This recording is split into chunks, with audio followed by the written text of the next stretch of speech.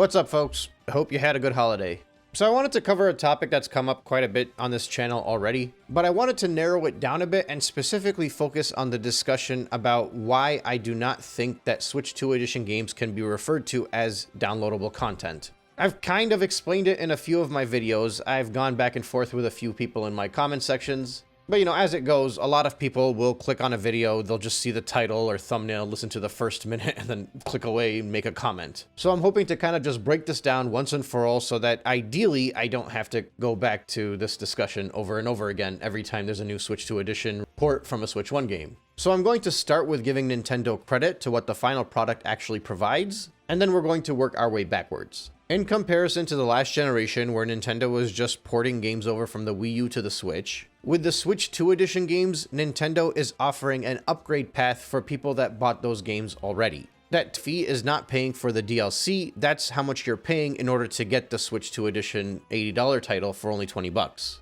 And in that regard, you can give Nintendo credit because when they were bringing the games over from the Wii U to the Switch, they didn't offer you anything. Now, obviously, from the Wii U to the Switch, the size of the markets were just so drastically different that they didn't need to offer anything, because they knew that every one of these games was going to sell 4 or 5 times at least though it had sold on the Wii U. But for the Switch to the Switch 2, plus the added thought of charging $80 for these games, they had to be a little bit nice for damage control, which is something that they haven't really done much going into this generation. That's my conclusion, and now we'll work to how I get there. And in going through that, hopefully you'll understand why I refuse to call Switch 2 Edition games DLC. So effectively, you have a Switch 1 game. I'm going to be using Kirby and the Forgotten Land as the main talking point during this discussion, because quite frankly, the Switch 2 edition of Mario Party Jamboree deserves as little attention as possible. So you have Kirby and the Forgotten Land for the Nintendo Switch 1. This is a Switch 1 title, which means it is a last-gen title. And then you have the Switch 2 edition of Kirby and the Forgotten Land Star-Crossed World. This game is made up of 2 different things.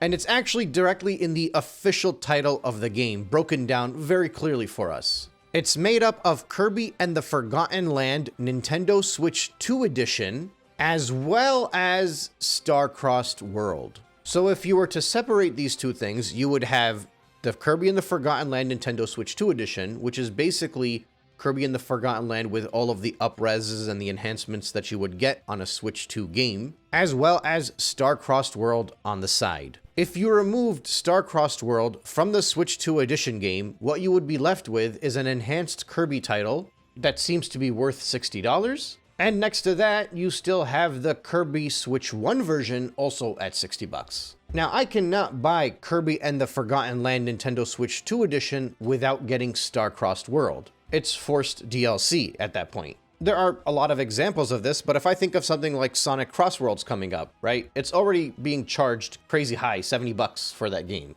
But in addition to that, they're saying that for 90 bucks, you get all of that day 1 DLC with it, which again, absurdly high price. Thankfully, it's a third-party title, so it's going to go down in price, but still. If you notice, I referred to that $90 version as base game plus DLC because they give you the option to buy the base game and then you can buy the DLC as well. What Nintendo is doing differently is they're not providing you a chance to play Kirby and the Forgotten Land Nintendo Switch 2 Edition without buying that DLC. This is why I'm saying there is no official entry point to this title without paying the full $80, because otherwise you're not buying a Nintendo Switch 2 Edition game, you're just playing Kirby and the Forgotten Land, a last-gen title. Now, by Nintendo's own precedent, this is the standard that they set. Performance enhancements for first-party Nintendo titles are not part of the upgrade pack price. They have yet to release a Nintendo Switch 2 Edition game that doesn't come with some kind of additional feature, and that extra feature is what they're charging more for. In the case of the Zelda titles, it's like that app that comes with the game. Metroid Prime 4 is going to have those mouse controls, although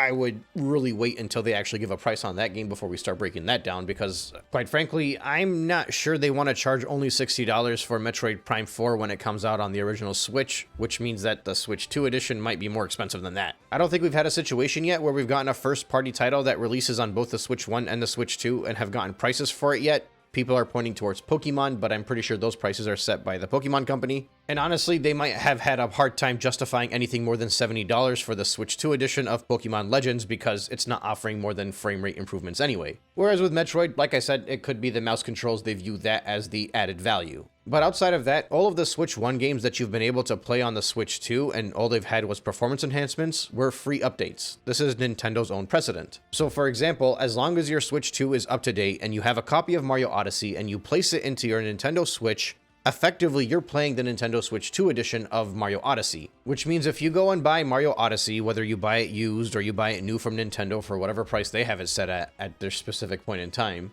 it's $60, which is the same that it was in 2017. But the point is that when you buy that Switch 1 edition game and you put it into your Switch 2, you get the Switch 2 edition. You get all of the enhancements that come with buying a $450 console.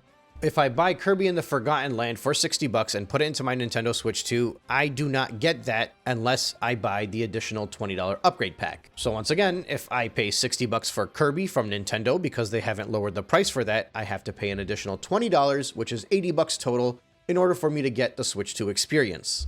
There is a clear reason why Nintendo is not referring to this as DLC, and they're calling it an upgrade pack. Because the price of Kirby and the Forgotten Land for the Switch 2 game is the Switch 1 price, which is still full price, plus $20. It's an upgrade, not a DLC.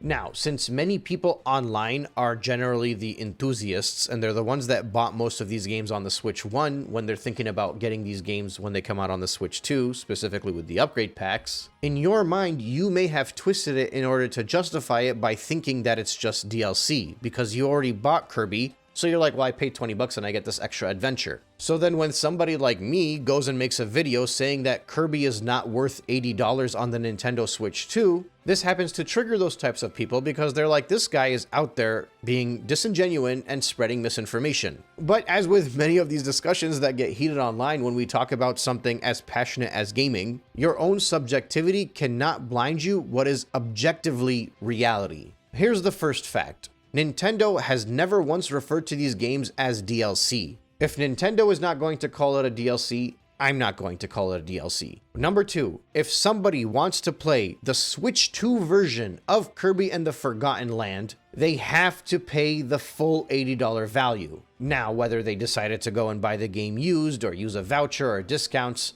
those are things that happen in gaming regardless. I bought my copy of Mario Kart 8 Deluxe for $30, and that's because I bought it used off of Facebook Marketplace. If somebody out there was to start saying that Mario Kart 8 Deluxe is a $60 game, I don't go to them and yell at them and tell them you're wrong and you're being disingenuous because you could buy this game for $30 right now. And it's the same situation for Kirby. In order to play the Switch 2 version of Kirby, you are paying an $80 value. The new customer that just bought a Switch 2 that never had a Switch 1 has to pay $80 if they want to play Kirby and the Forgotten Land. Switch 2 edition, therefore it is an $80 game. And the person that used to own Kirby and the Forgotten Land on their Switch bought a $60 game and now they're adding an extra $20. You can't get those enhancements unless you play those extra $20, which means you have an $80 game. See, this is why it becomes problematic when Nintendo does not drop the price on the previous generation games, because now a game from 2022 is still the same price as it is today, and that's why they can charge $80. Now look, I don't need to throw this around much because I usually just speak on facts and data, and I'm not really interested in pointing fingers at people. But anybody that is going around and saying that Kirby and the Forgotten Land for the Switch 2 is only $20 and is referring to it as a DLC specifically is being very disingenuous and spreading misinformation. Because when you say DLC, there's certain implications. You're implying that you can buy the Switch 2 game without that DLC, or potentially you're implying that you can buy that DLC for the Switch 1, because if it was DLC, it would be available on the previous console too, unless it's like a Switch 2 edition version DLC. But again, can you really consider it a Switch 2 version DLC if you can't get the Switch 2 game without the DLC? It's just part of the game at that point. Again, to go full circle, this is why they're calling them upgrade packs, because they're being nice to the people that already bought the game on the previous gen console, and obviously they are because the Switch 1 sold way more than the Wii U did, so they gotta throw you a bone somewhere. They are giving you the chance to upgrade to this Switch 2 game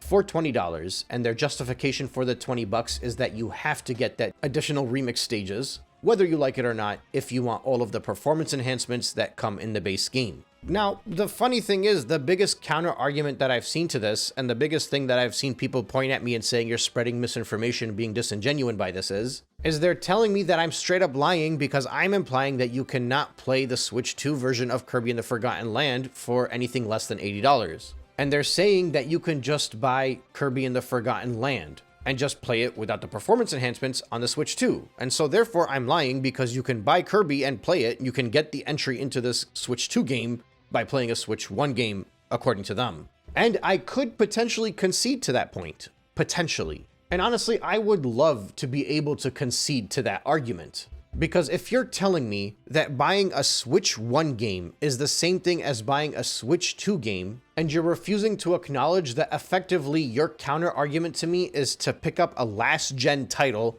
play it on the current gen title, and treat it as if it's a current gen title with the new console, then what you're telling me is that the Switch 1 and the Switch 2 are part of the same console generation, and that the Switch 2 is nothing more than a Switch Pro.